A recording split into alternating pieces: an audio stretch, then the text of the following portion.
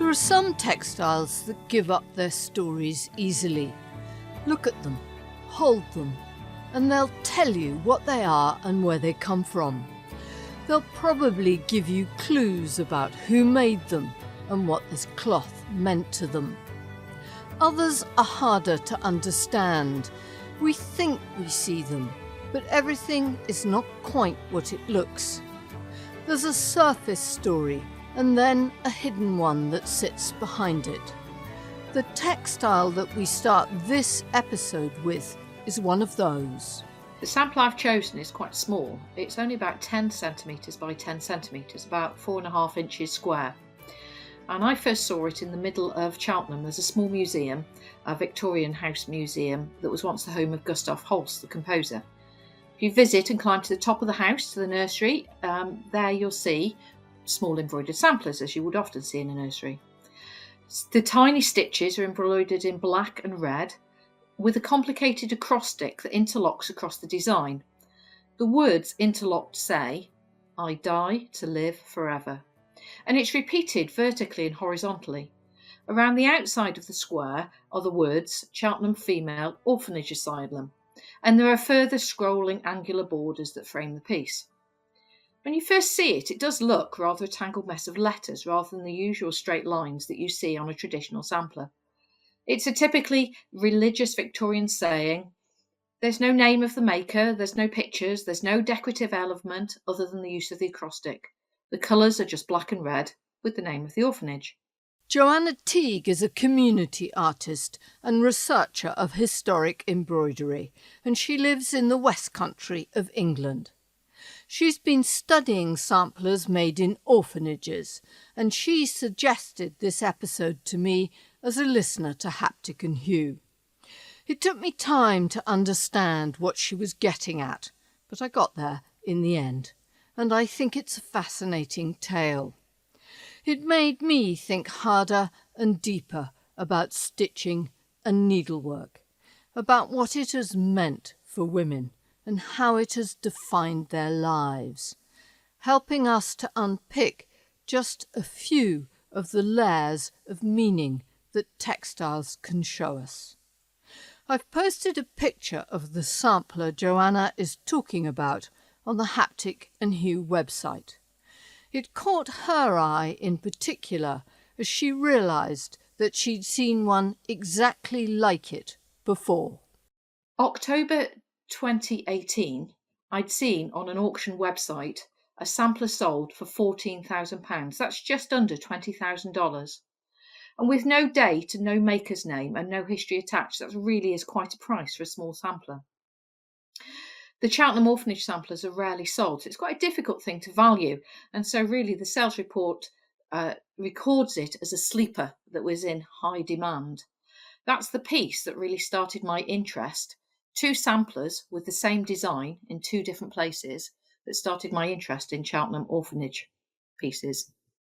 I was fascinated by the idea that it sold for so much when there was no name on it. I work for Cheltenham Museum, the Wilson Museum in Cheltenham, on their children's workshops there. And in my work, I'd seen pictures and photographs of the girls at the orphanage, but this was the first time I'd really seen their distinctive samplers. They really are quite an unusual design. It seemed an incredibly high price for such a small and anonymous piece of work. And as I started to research, I found more and more examples of the same piece, and then variations on the design, again anonymous from Cheltenham Orphanage, that started to intrigue me as to how and why these had been produced. This idea of several samplers, each exactly the same, with no name and no date, intrigues me. It goes against so much of what we think of as a sampler, the kind that many of us will have seen or had on family walls, with the names of female relatives from the 17 and 1800s, showing their skills in wobbly stitches, letters and numbers. These are often precious links for us with past female family members, ones that carry a strong emotional connection. We cannot hear and sometimes we cannot see these women, but we can touch or view cloth that they have worked on and the words that they have made. But these samplers are different. Joanna says we know nothing about who made these samplers or what became of them. But her research leads us back to another age when opportunities for girls were not the same, and the choices for those who came from poor backgrounds and had to earn their living were limited and the dangers intense. The key to this lies in the orphanage system. Cheltenham is a well-heeled town in the west of England, and the female asylum, as it was called, was set up right at the start of the 19th century. So the Cheltenham Female Orphanage Asylum was established in 1806, and it's an unusual orphanage because it was patronised by 3 different queens. It started off with Queen Charlotte, the wife of George III, both of which, of course, are known for their patronage of the arts and establishing that tradition that the British monarchy continues today of charitable work. The orphanage was originally a school of industry, a form of charitable education that took on destitute children and taught them an industry, some way in which to support themselves. Cheltenham's quite an unusual place. It had been a very small town up until about 1716, when famously a local man, Henry Skillicorn, found the first well, the first spa, the first point at which the mineral waters of the town it becomes famous for. People would come to the town to take the waters, and through Georgian times it was a very popular spa town, rather like Bath but on a smaller scale. And when a town grows quickly, there often is this wide expansion between the rich and the poor and the issues that come with urban living. So it left many families struggling. This, combined with the concerns over the need for domestic staff to support that growing tourist trade, gave the right circumstances for the establishment of a school of industry. We don't know a lot about that early establishment, but we know that money was raised through public subscription, and there are guides to Cheltenham, such as in 1807, where the description gives a committee room, a school room, small kitchen, pantry, scullery, dormitories to sleep in, very plain furniture, brick floors, small bedsteads with flock mattresses. There were 40 public subscribers supporting 12 pauper girls, with the aim that they'd be trained into domestic service to help with the shortage of staff locally. The new asylum was a success and very quickly doubled its intake and renamed itself an orphanage. It now supported 24 girls, orphans or half orphans. There was a uniform to be worn of brown serge gowns, straw bonnets, capes, black shoes, stockings, white tippets, check bibs, aprons and Duffield cloaks. The emphasis on education changed, and now the girls started and ended each day with a religious service and an hour's reading and spelling practice each day. During the last year, each girl was tested on her Bible knowledge. However, much of the day was taken with the task of learning all the skills needed to become a useful domestic servant.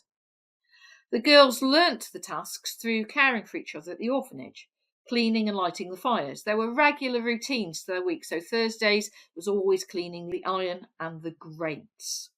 All the skills that were needed to enter a local household. They learnt to sew.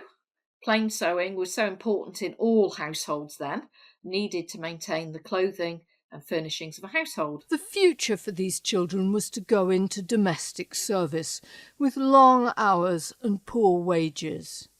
At best, they might become ladies' maids in a great house. Think Downton Abbey at the top end of the social strata of servants. It seems grim to us, and it's not what we would want for our own children. But at the time it was seen as an opportunity. Girls arrived at the age of 7 or 8 in the orphanage and stayed in the early days until they were 13, and then later until they were 18. Competition for the places was high within this particular home. Girls had to be orphans or half orphans, although there is in the records talk of girls being able to pay to come to it. So that if they're an orphan or a half orphan, already their family circumstances, they're going to be struggling. Though interestingly, the report does ask that girls have not received poor relief. They weren't allowed to have come from the workhouse, they couldn't have received any parish relief. So we're talking about a level of strata within the working class who are, in modern terms, they're just about managing. They're managing to keep life up, and then circumstances, becoming an orphan obviously changes drastically for them. They have to appear, they have to present the marriage certificates of their parents. They have to present the baptismal certificates. They need a report from a local. The local vicar saying what an upstanding family they are.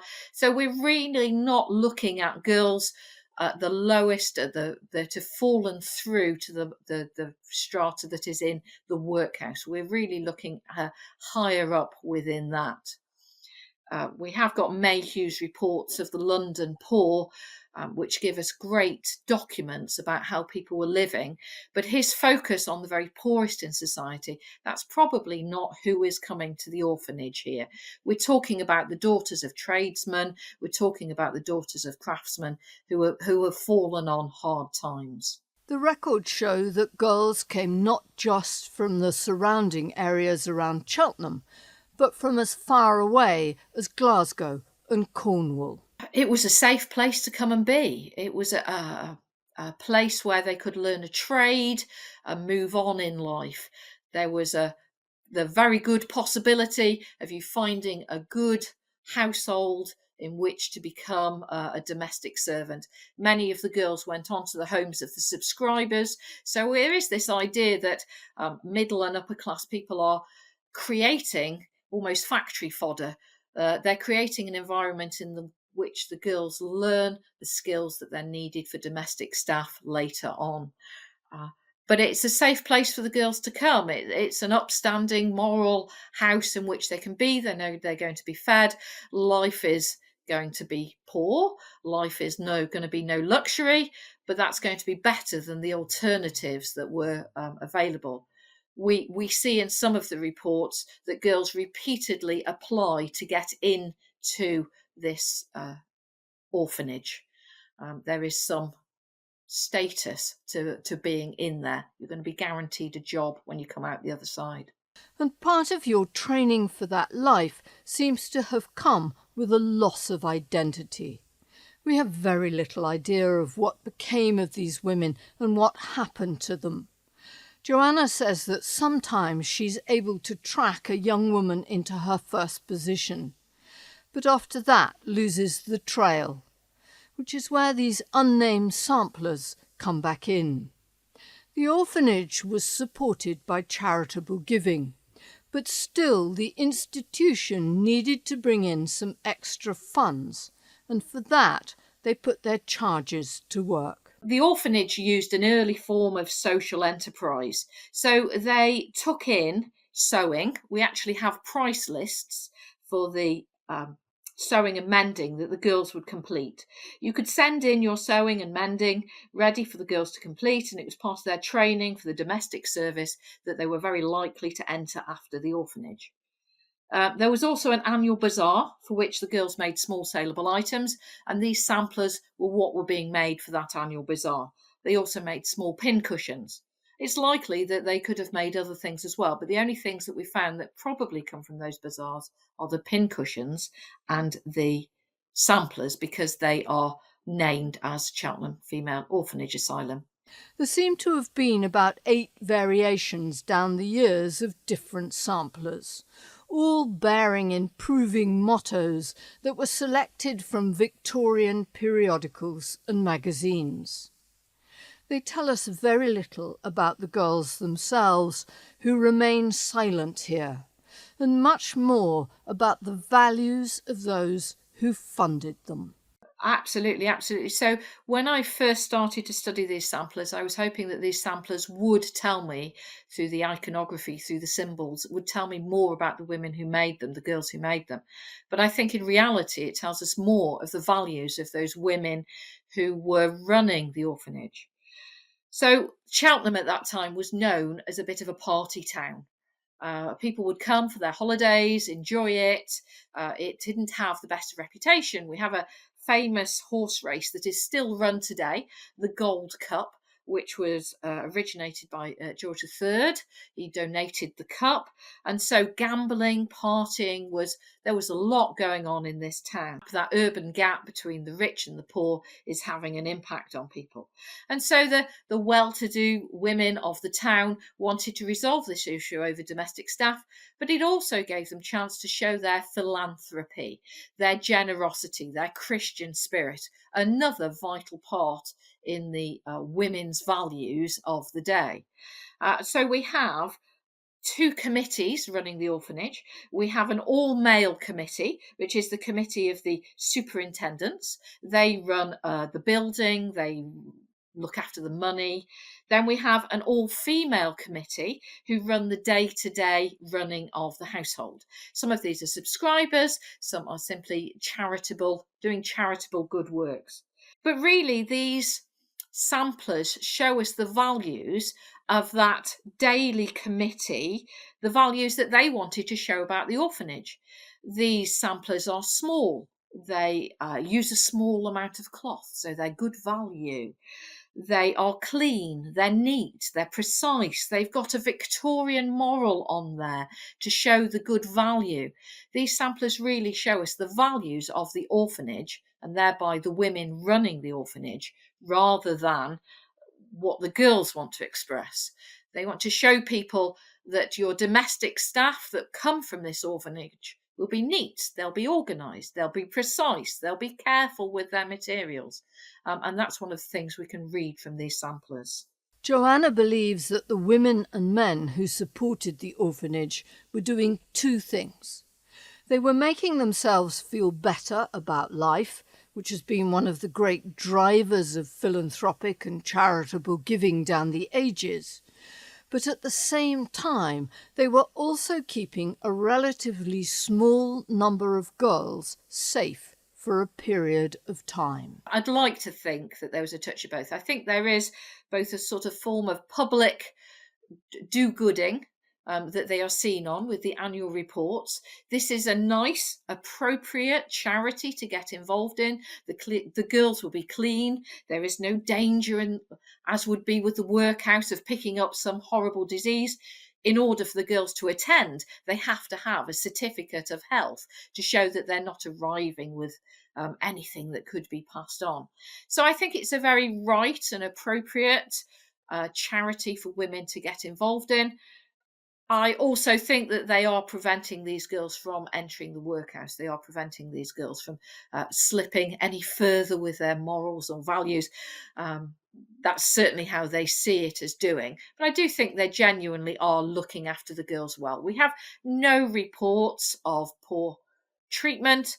In fact, the orphanage was regularly open to visitors. Again, we have no reports of poor treatment from then. The point for me is that with a contemporary gaze, we might look at these samplers and see a personal, an emotional connection back to the woman who made them. But in reality, although she worked these stitches, she did not choose them, and in them she's not expressing any personal choice of her own. And in that sense, these particular samples are impersonal, and show us why it is so difficult to know the lives of working women in the past, because so often they were effaced. Though there is one sampler that utterly breaks this convention. By some miracle, it has survived and is now in the Victoria and Albert Museum in London. It's a stitched story, really a howl of pain and anguish from a young woman servant called Elizabeth Parker. It begins with these words: "As I cannot write, I put this down simply and freely, as I might speak to a person to whose intimacy and tenderness I can fully entrust myself, and who I know will bear with all my weaknesses." It goes on to tell her story of being a young servant and moving to a new household where her male employer assaulted her and then threw her down the stairs. So Elizabeth Parker's sampler, and now some people call it a sampler, some people call it a diary. I like to call it a stitched text, and it was made, we think, in the 1830s. It's an extraordinary artifact. It's very unlike other samplers of the period. It has, no alphabet, no flowers, no decorations, no variations. It's just 46 lines of tiny cross-stitched letters in red. And so it's extremely austere and simple, which is striking for the period. Roisin Quinn Lautrefin lives in Paris, where she is an academic and teacher, specialising in Victorian women's writing and in their needlework and craft practices. If you look at the text itself, it has no paragraphs, no punctuation.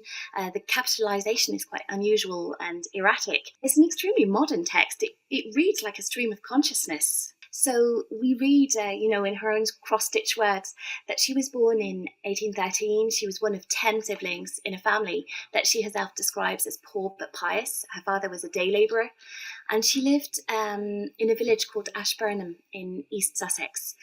And at the age of 13, she left home to enter service in a home where she was well treated. And then 4 months later, against her parents' wishes, she left for another position as a housemaid, where she faced what she calls cruelty too horrible to mention, and scholars have interpreted this as sexual abuse. She eventually managed to escape and found a new position, but she fell into a deep depression and even attempted suicide. And this is something that she alludes to in her sampler text. It's an extremely introspective text. It doesn't follow the codes of samplers of the time, which were made for display. It's an extremely private text, and that's why when reading it, sometimes you perhaps can feel slightly uncomfortable. It's almost like reading somebody's private diary.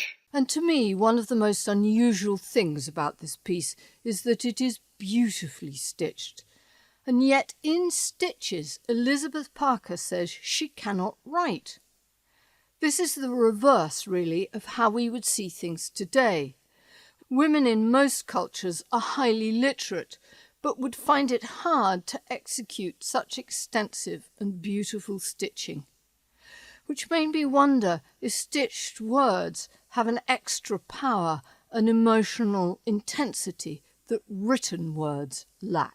Now, I would say that she considered herself unable to write with a pen and paper with ease and style as a man would have done. And, after all, women have been historically marginalised from print culture and discouraged from writing in the 19th century. We have example upon example. And she probably viewed fabric and thread as an alternative space of discourse with which she felt more familiar and comfortable.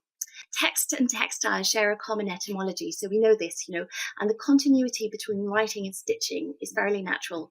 And I would add that at the time Elizabeth Parker was stitching her memoirs, paper was still being made from rags, so at that time you could very possibly be reading about a dress on paper that had been a dress in former life, and the Victorians would have been very, very aware of that.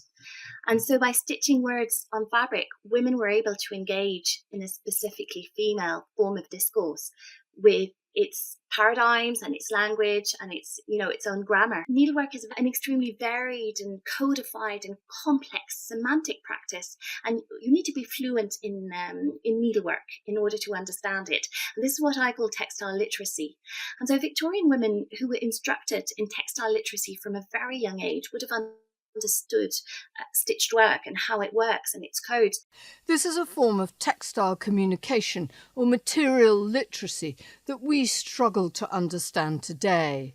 But in 19th century Europe and North America, women would have been very aware of it, to the extent that it added an entirely different layer of understanding to photos and to stories by authors like Charlotte and Anne Bronte, George Eliot, and Mrs. Gaskell. Here's Roisin again. 19th century needlework was divided, very broadly into two practices. There would be plain work on one hand, which was the making, the hemming, the mending of clothes and household linen.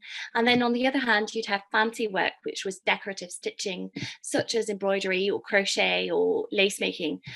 And the needlework that you did was directly linked to socioeconomic status. So in middle class households, plain sewing would normally be left to the servants or outsourced to seamstresses in sweatshops.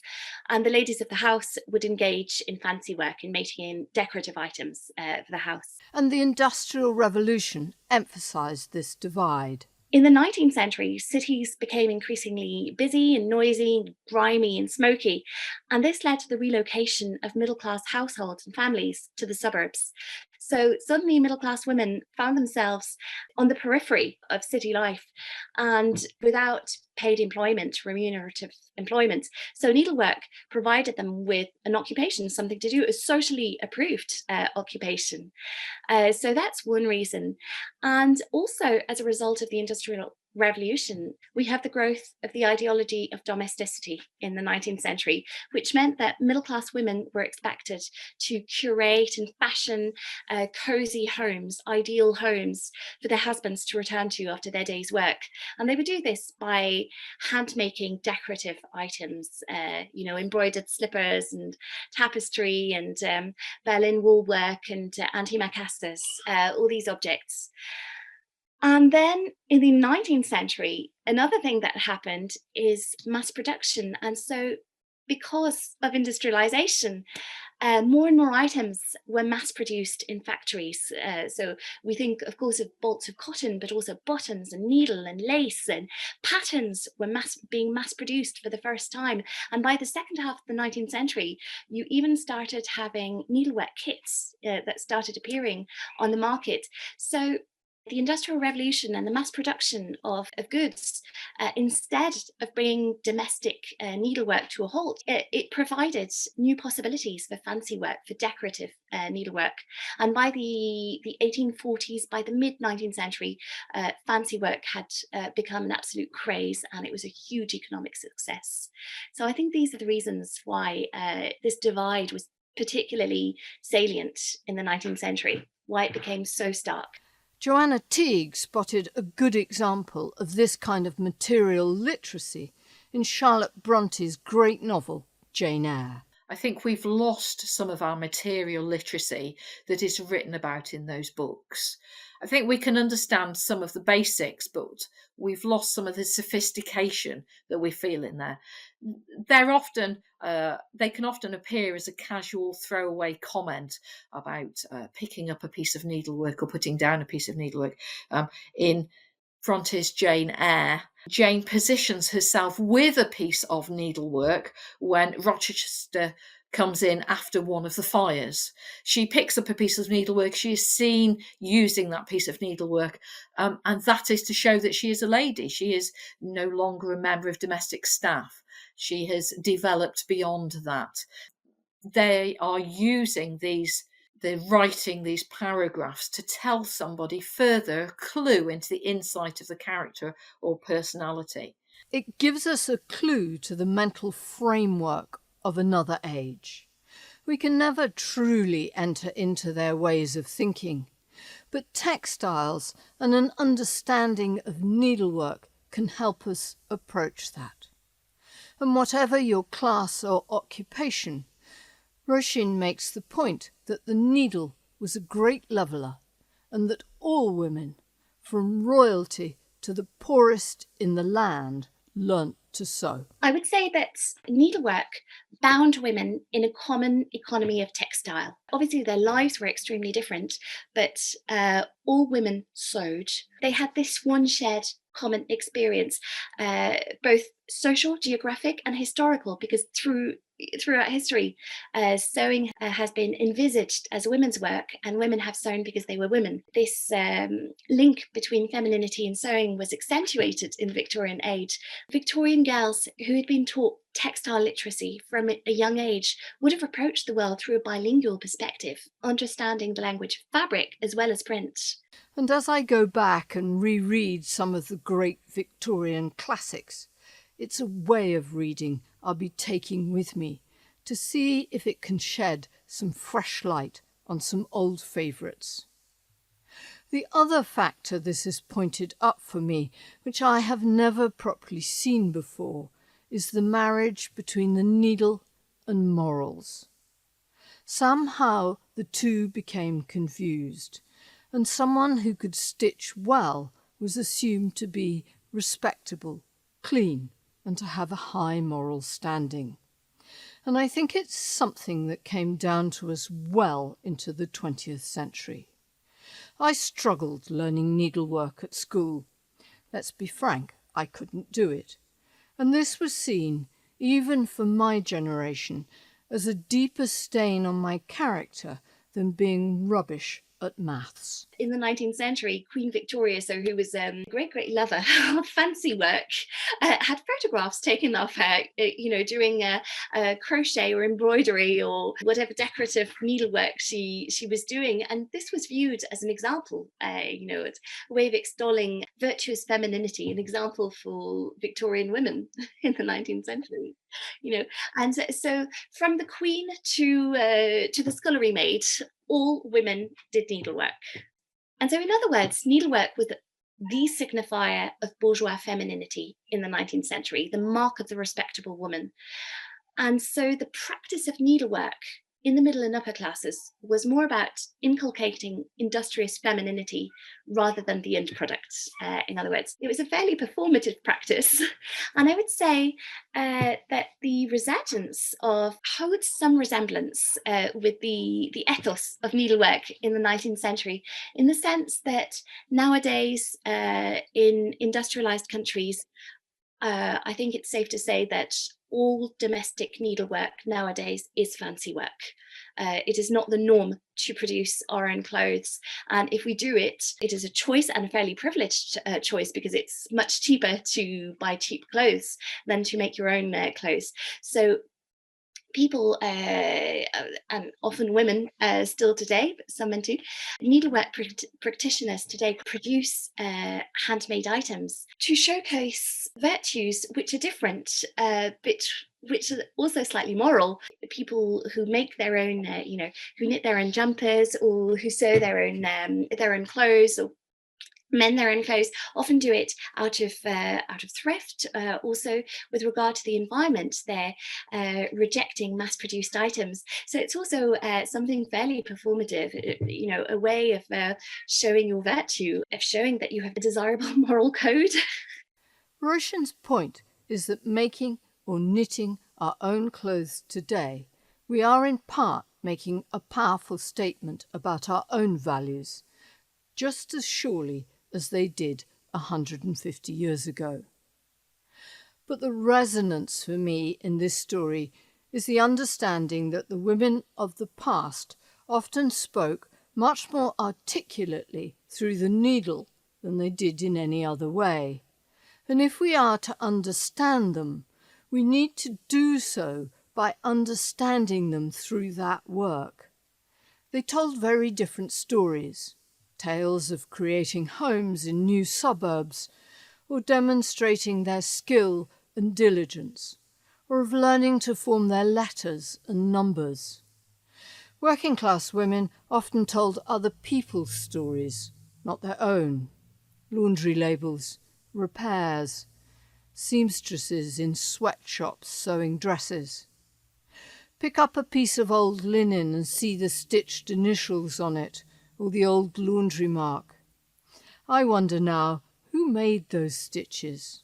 Is this the only memorial to a woman who left no other mark, whose name and fate we will never know? I've just finished reading a good book called The Dictionary of Lost Words by Pip Williams.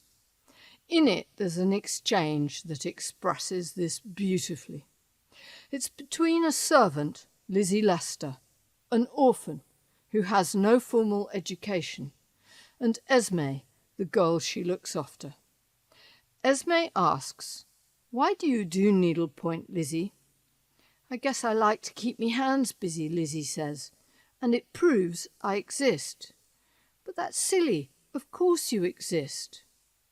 "I clean. I help with the cooking. I set the fires. Everything I do gets eaten or dirtied or burnt. At the end of a day, there's no proof I've been here at all." Lizzie paused, kneel down beside me and stroke the embroidery on the edge of my skirt.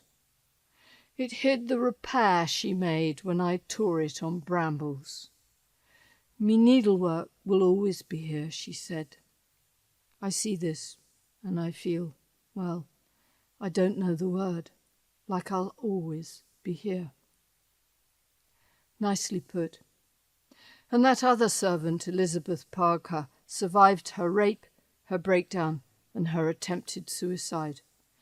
We now know, thanks to recent research, that she became a schoolteacher and lived until the ripe old age, for those times, of 76. Joanna Teague says her research into samplers has sharpened her understanding of what she is looking at.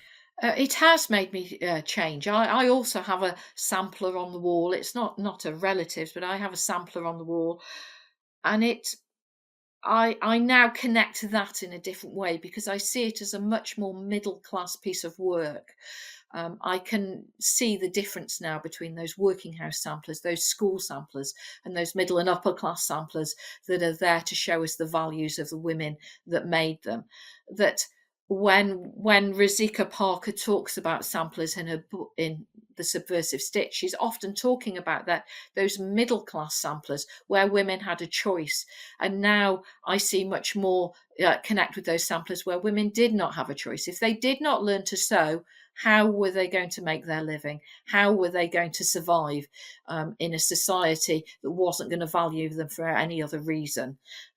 Prostitution is the only alternative, that sewing is an important part of life for which they had no choice over. We today will sit and sew, and it's a relaxing, mindful exercise that allows us to explore our creativity. There, women were sewing because they had to sew. It was as essential to their life as eating, as breathing, in order to keep the household furnishings repaired, in order to make their living. Thanks to Joanna Teague, whose idea this episode first was.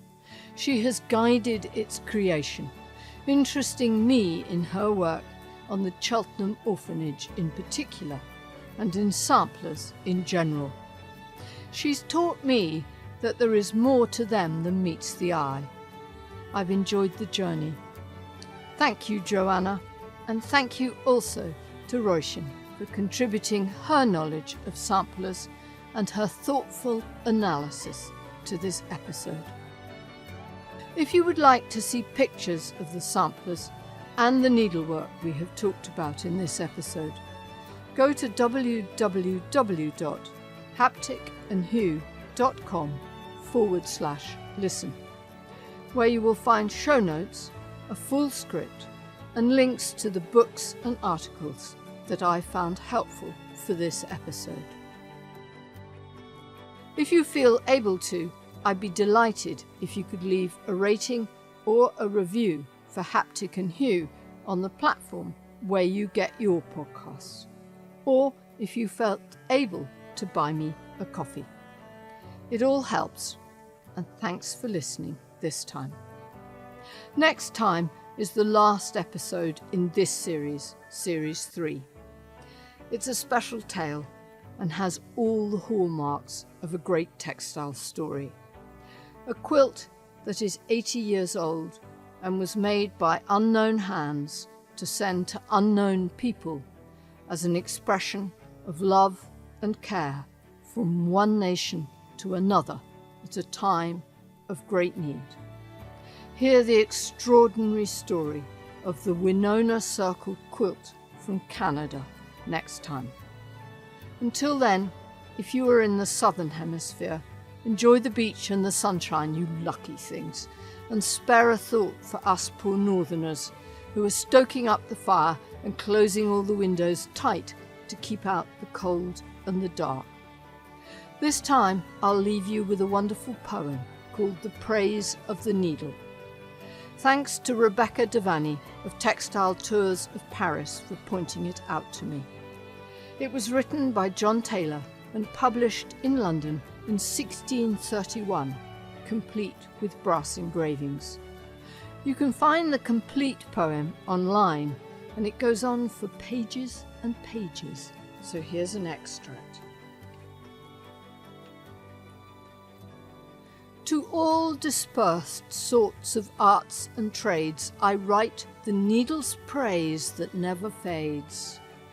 So long as children should be got or born, so long as garments shall be made or worn, so long as hemp or flax or sheep shall bear their linen woolen fleeces year by year, so long as silkworms with exhausted spoil of their own entrails for man's gain shall toil, yea, till the world be quite dissolved and past, so long at least the needle's use shall last.